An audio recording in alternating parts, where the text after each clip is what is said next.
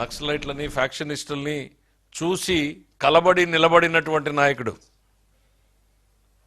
చాలా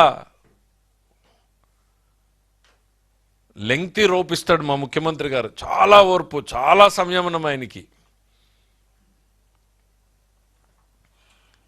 నీలాంటి అరాచకాల్ని మాత్రం సహించేది ఉండదు అనేటువంటిది ఈరోజు చెప్తా ఉన్నాం. ఇవన్నీ కూడా చాలా ఆర్కెస్ట్రాడ్. మీరేవో మీ టూర్లో రప్ప నరికేస్తామనంటే సంతోషం అంటావు. నువ్వు ఒక మాజీ ముఖ్యమంత్రిగా నువ్వు ప్రెస్ మీట్లో దాన్ని ఖండించాల్సింది పోయి, ఇది మాకు సంబంధం లేదు, ఈ ఆలోచన కాదు, ఇది మా భావజాలం కాదు అని చెప్పాల్సింది పోయి, సంతోషం నరికేద్దాం అంటున్నాడు కదా, సంతోషం అంటున్నాడు అని అంటే ఏం చెప్పదలుచుకున్నావు సమాజానికి? హింసని ప్రేరేపించడం కాదా?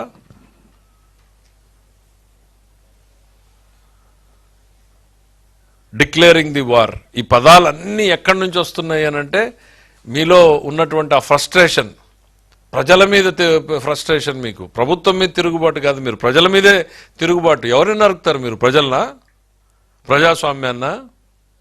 ఎవరిని? ఓటమి నుంచి మీరు అసలు ఓటమిని అర్థం చేసుకున్నట్లు లేరు మీరు ఇంతవరకు.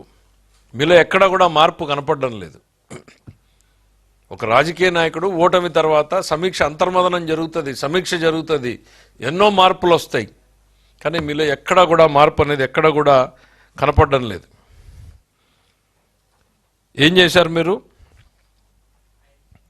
తెనాలికి వెళ్ళి మీరు పరామర్శించింది ఎవరిని?